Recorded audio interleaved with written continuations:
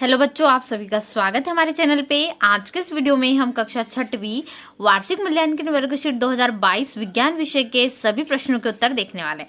इसके पिछले वीडियो में हमने 1 से लेकर 24 तक के सिर्फ क्वेश्चंस को देखे थे और कुछ ऑब्जेक्टिव के मैंने आपको आंसर बताए थे। आज का जो वीडियो है, इस वीडियो में हम क्या देखेंगे, 1 से लेकर 24 तक के सभी प्रश्नों के उत्तर देखेंगे। ठीक है, जितने भी आपको 24 प्रश्न पूछे गए हैं, उन सभी 24 प्रश्नों के उत्तर आज के इस वीडियो में हम देखेंगे। तो जल्दी से वीडियो को लाइक कर दीजिएगा। जितने बच्चे चैनल पे नए, सब्सक्राइब जरूर करें ताकि आने वाली ऐसी वीडियोस आपको मिलते हैं। अपने सभी दोस्तों तक वीडियो को जरूर पहुंचा दें, जिससे सभी विद्यार्थी की हेल्प हो सके। तो शुरू करते हैं ऑब्जेक्टिव क्वेश्चन जो आपको पूछे गए थे कक्षा 6वीं विज्ञान विषय में। इसके अलावा जितने बच्चे चैनल पे नए, सब्सक्राइब जरूर करेंगे ताकि कक्षा 6वीं संबंधित सभी प्रकार की वीडियो आपको मिलते रहे। अपने दोस्तों तक वीडियो शेयर कर दीजिएगा। 6वीं विज्ञान जो आपको पेपर यहाँ पर मैं बता रही हूँ, इन पेपर को प्रश्नों को जरूर पढ़ लीजिएगा। आपको कल के प्रश्न पत्र में जो आपका 20 अप्रैल को पेपर होने वाला है, उसमें देखने को मिलेंगे। इसलिए पेपर को अच्छे से तैयार रखें। अपने प्रश्न पत्र में यहाँ पर आपको पूरी की पूरी तैयारी करके रख लेना है। ठीक है, चलिए देख लेते हैं फटाफट से। तो यहाँ से आपको वर्कशीट पर क्या करना है, कार्य आरंभ करना है। खंड अ है यहाँ पर। तो प्रश्न को पढ़कर नीचे दिए गए विकल्पों में सही विकल्प चुनकर लिखिए। देखिए, ये तो मैंने आपको आंसर बता दिए थे। ठीक है, जैसे रेशे से धागा बनाने की विधि, ये भी हम देख चुके। तो पहले का उत्तर ऑप्शन नंबर ए क्या हो जाएगा, स्कर्वी। ठीक है, तो यहाँ पर सीधा ऑप्शन नंबर ए भी लिख सकते हो तो भी पूरे नंबर मिलेंगे, या फिर यदि पूरा लिखते हो ना तो पूरे भी आपको नंबर मिलेंगे। ठीक है, दूसरे प्रश्न में हमें जो रेशे से धागा बनाने की विधि है, इसमें चित्र भी हमें दिया गया। ठीक है, तो यहाँ पर ये विधि क्या कहलाती है, कताई के नाम से इसको जाना जाता है। ठीक है, तो यहाँ पर आपका ऑप्शन नंबर सी उत्तर होगा। इसमें मेल खाने वाला समूह मैंने आपको पिछले वीडियो में भी समझाया था। जैसे जो सभी चीज एक जैसी, उसमें हमें एक जैसी दिख रही है, सभी फूल है क्या, नहीं, नाव फूल नहीं है। इसमें कॉपर सल्फेट अलग हो जाएगा। ठीक है, इसके में बच्चा जो है वो अलग हो जाएगा। ये पूरा समान है, ये पूरे धातु है।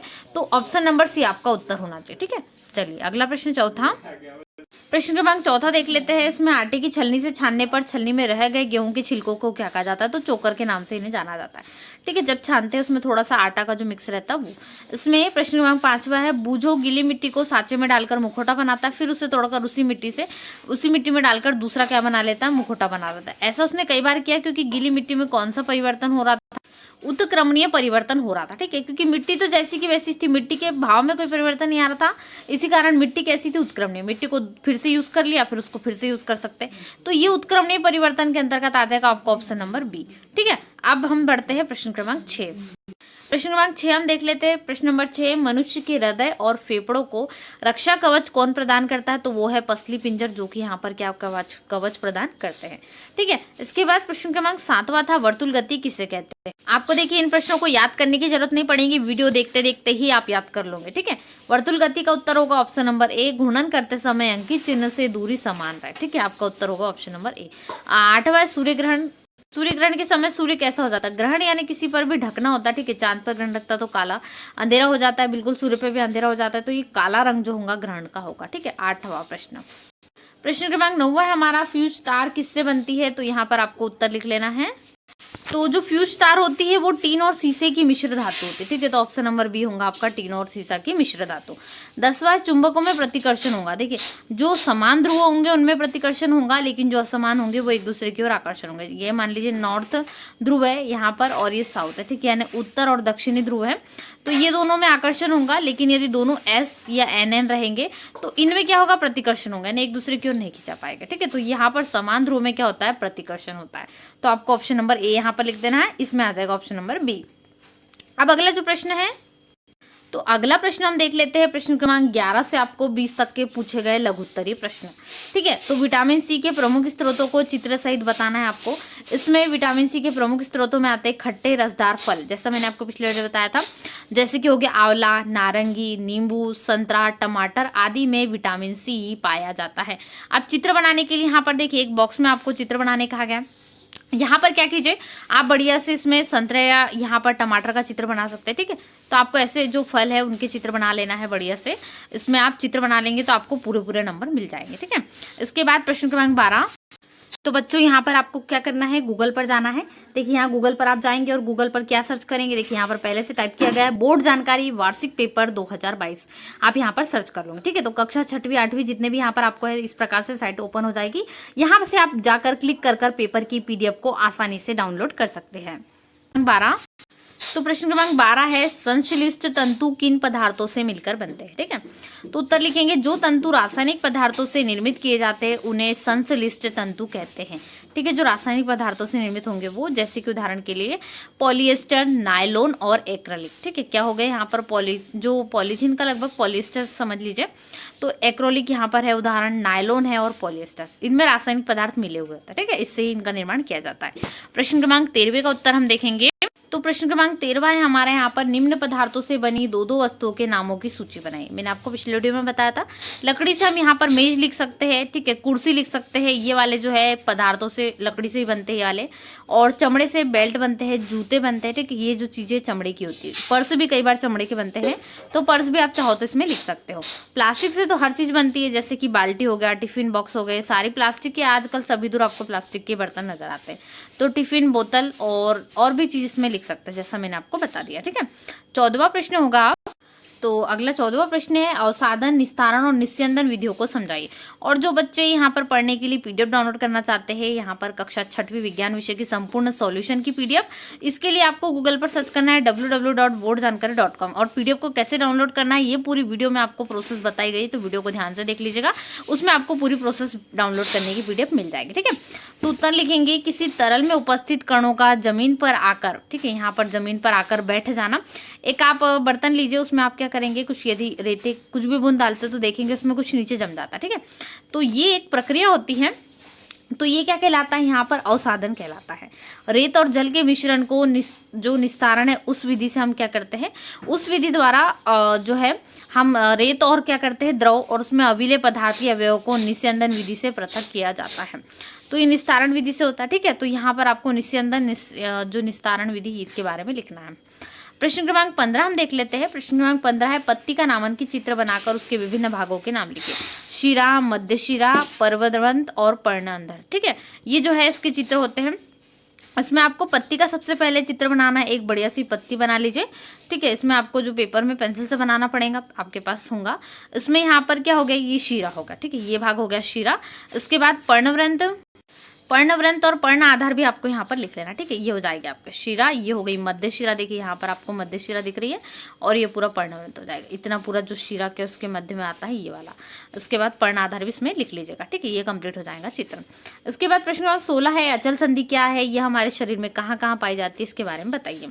तो उत्तर लिखेंगे, अचल संधि हमारे सिर में अस्थियां होती है जो संधि द्वारा एक दूसरे से जुड़ी रहती है। ये अस्थियां इन संधियों पर हिल नहीं सकती। ठीक है, और संधियों को इन्हीं संधियों को क्या कहते हैं, अचल संधि कहते हैं। ऊपर जबड़े और कपाल के मध्य क्या होता है, अचल संधि स्थित होती है। कहाँ पर स्थित होती है, दिया गया ऊपर जबड़े और कपाल के मध्य अचल संधि स्थित होती है।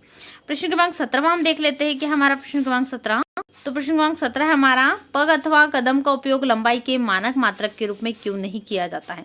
तो उत्तर लिखेंगे, प्रत्येक व्यक्ति के पग अथवा कदम की माप अलग अलग होती है तथा घटती बढ़ती रहती है, इस कारण लंबाई के मानक मात्रक के रूप में नहीं किया जाता है। ठीक है, जैसे किसी के कदम छोटे, किसी के कदम बड़े हैं, तो अब आप घर में भी देख सकते हो, आपके और आपके भाई के या बहन के, तो आपके अलग अलग अंतर होगा। इसी कारण जो हम इसका प्रयोग नहीं कर सकते, कोई अलग व्यक्ति नापेगा तो अंतर हो सकता है। प्रश्न क्रमांक 18 क्या कह रहा है, प्रश्न क्रमांक 18 भी जो है आपकी 3 अंक के लिए। प्रश्न क्रमांक 18 है, दिया गया चित्र प्रायः कहाँ कहाँ देखा जाता है, चित्र किस लिए लगाया जाता है। तो ये जो खतरे का निशान है ना, ये बिजली खंभे, विद्युत पोल के आसपास आपको देखने मिलता है। बहुत खतरा इसका अर्थ होता है जहाँ पर खतरा है। तो यह चित्र हमने विद्युत खंभों, विद्युत उपकेंद्रों तथा अन्य स्थानों पर देखा है। यह चित्र दर्शाता है कि विद्युत का उचित उपयोग कीजिए, अन्यथा अत्यंत खतरनाक है, यानी खतरे का सूचक है ये। ठीक है, बिजली से बचने के लिए यानी खतरा है यहाँ पर बिजली से, तो उसके लिए यहाँ पर ये संकेत दर्शाया जाता है। प्रश्न क्रमांक 19वां हमारा, पहली के घर तथा उसके स्कूल के बीच की दूरी 3250 मीटर है, इस दूरी को किलोमीटर में व्यक्त कीजिए। तो हम जानते हैं कि 1 किलोमीटर बराबर कितना यहाँ पर मीटर होते हैं, तो 1000 मीटर। ठीक है, तो हमें मीटर में क्या दिया है, 3250 मीटर दिया गया है, और इसको हम किस में कन्वर्ट कर देते हैं, हम किलोमीटर में कन्वर्ट कर देते हैं। तो 3250 के बटे में क्या आ जाएगा, 1000, ये जो मीटर है इसको हमने किलोमीटर में करा, तो 3 किलोमीटर और 0.25 यहाँ पर मीटर हो जाएगा। ठीक है, तो ये उत्तर हो जाएगा आपका 3 किलोमीटर 3.25 किलोमीटर, इसको ऐसा भी लिख सकते हैं। प्रश्न क्रमांक 20 देखते हैं। प्रश्न क्रमांक 20 है हमारा, कशेरुका किसे कहते हैं, एक मेरुदंड में कितनी कशेरुकाएं होती हैं। उत्तर लिखेंगे, हमारी पीठ की मध्य रेखा में सिर से धड़ के निचले सिरे तक फैली अस्थायी संरचना होती है। और जो ये अस्थायी संरचना होती है इनकी संख्या कितनी होती है? इनकी संख्या 33 होती है। आपको उत्तर लिख देना है। चलिए प्रश्न क्रमांक 21 देख लेते हैं। प्रश्न क्रमांक 21 से नीचे दिए गए प्रश्नों के उत्तर लिखे हैं। विटामिन और खनिज लवणों के अभाव के कारण होने वाले प्रमुख रोग कौन कौन से? इन रोगों के नाम और लक्षण भी लिखना है आपको। ठीक है, तालिका में है, चलिए देख लेते हैं। तो आप इस प्रकार की तालिका बना सकते हैं। एक तरफ विटामिन हो गया, एक तरफ अभावजन्य रोग हो गया और विकार उसके लक्षण। विटामिन ए का लिख लीजिएगा। ठीक है, यहाँ पर आप देख सकते हैं विटामिन ए का। विटामिन B1 का लिख लीजिए, उसके बाद में विटामिन सी। तो ये आपकी तालिका जल्दी छोटे से में पूर्ण हो जाएंगी। आप इनके थोड़े से यहाँ पर जो है तालिका में इस प्रकार से भी लिख सकते हो, अलग अलग वर्णन भी इनका कर सकते हो। ठीक है, इतने में हो जाएगा विटामिन सी तक का। या फिर चाहे तो उसमें विटामिन डी लिख सकते हो, रिकेट्स भी लिख सकते हो। ठीक है, तो यहाँ पर उसके लिख दीजिएगा। उसके बाद में हम देख लेते हैं आगे। पारदर्शी, अपारदर्शी और पारभासी पदार्थों को उदाहरण सहित वर्णन करिए। तो पारदर्शी हो गया, अपारदर्शी हो गया और पारभासी, तीनों की परिभाषा हो जाएगी। पारदर्शी क्या होगा? ऐसा पदार्थ जिसके आर पार देखा जा सकता है, पारदर्शी पदार्थ कहलाते हैं। उदाहरण के लिए कांच, जल और वायु। अपारदर्शी ऐसे पदार्थ जिनमें से होकर जो वस्तु है आप वस्तुओं के आर पार नहीं देख पाते, अपारदर्शी होते हैं। जैसे कि यहाँ पर आपके लिए क्या हो गया, एक दीवार ले लीजिए, पत्थर की जो होता है दीवार, उसके आसपास हम नहीं देख पाते। तो ऐसी भी बहुत सारी चीज़ें जिनके आर पार हम नहीं देख पाते। लकड़ी हो गया, तो इसमें आप देख सकते हैं, ये आपको उत्तर लिखना है। ठीक है, ऐसे पदार्थ जिनके हम आर पार स्पष्ट नहीं देख सकते हैं, पारभासी पदार्थ कहलाते हैं। ठीक है, हम तो उसमें मतलब हमारा चेहरा दिखता है परंतु हम उसके आर पार नहीं देख पाते। जैसे बटर पेपर हो गया, मोटा कांच हो गया, जिसमें हम आर पार नहीं देख पाते। 23वां प्रश्न देख लेते हैं। तो प्रश्न क्रमांक 23वां है, दो चुंबक के बीच किस स्थिति में आकर्षण होता है तथा किस स्थिति में प्रतिकर्षण? चित्र के माध्यम से स्पष्ट कीजिए। तो उत्तर लिखेंगे, जब हम किसी चुंबक के समान ध्रुवों को पास लाते हैं तो आकर्षण होता है, वही समान ध्रुवों को पास लाने पर क्या होता है? प्रतिकर्षण। असमान होना चाहिए, जैसा मैंने आपको N और S से समझाया था, बिल्कुल वैसा। N और S है तो दोनों आपस में चिपकेंगे। ठीक है, लेकिन S और S है या दोनों N और N है तो ये आपस में प्रतिकर्षित हो गए, यानी एक दूसरे की ओर नहीं आएंगे। ठीक है, तो ये होता है। इसको आप उदाहरण से यहाँ पर समझाया गया, आकर्षण और प्रतिकर्षण, तो इसको एक बार समझ लीजिए। ठीक है, तो यहाँ से आप इसका चित्र बना सकते हैं। परिधि को यहाँ पर परावर्तक का चित्र हो जाएगा। ठीक है, बल्ब का जो है इसमें प्लास्टिक का आवरण हो जाएगा। उसके बाद में यहाँ पर आपको क्या करना है, स्लाइड स्विच है, ये विद्युत सेल हो गया। इस प्रकार से ये चित्र बन जाएगा। ठीक है, आंतरिक आरेख, इसको ध्यान से देखकर आप बना सकते हैं। ये आंतरिक आरेख हो जाएगा, आपको बना लेना। चलिए अगला प्रश्न देख लेते हैं। तो ये जो 24वां प्रश्न था, इसमें आपको जो टार्च का यहाँ पर आरेख बनाना था, आंतरिक आरेख, इस प्रकार से बन जाएगा। ठीक है, तो बच्चों आज के इस वीडियो में हमने कक्षा 6वीं विज्ञान विषय का पूरा कंप्लीट सॉल्यूशन देखा। वार्षिक मूल्यांकन 2022 का 1 से लेकर 24 तक के आपको जितने प्रश्न पूछे गए थे, उन सभी प्रश्नों के उत्तर आज के इस वीडियो में हमने देख लिए। और जो बच्चे सॉल्यूशन की PDF डाउनलोड करना चाहते हैं, उनके लिए भी वीडियो के बीच में बताया गया पूरी प्रोसेस से आप उसको डाउनलोड कर सकते हैं, या फिर गूगल पर जाकर सर्च कीजिएगा www.boardjankari.com, नहीं तो आपको डिस्क्रिप्शन बॉक्स में लिंक दी गई पूरी सॉल्यूशन की PDF आसानी से डाउनलोड कर सकते हैं। तो मिलते हैं ऐसे ही नए वीडियो में, तब तक वीडियो को लाइक करें। जितने बच्चे चैनल पे नए हैं सब्सक्राइब जरूर कर ले, ताकि आपको कक्षा 6वीं संबंधित सभी प्रकार की वीडियो मिल सके। Thanks for watching.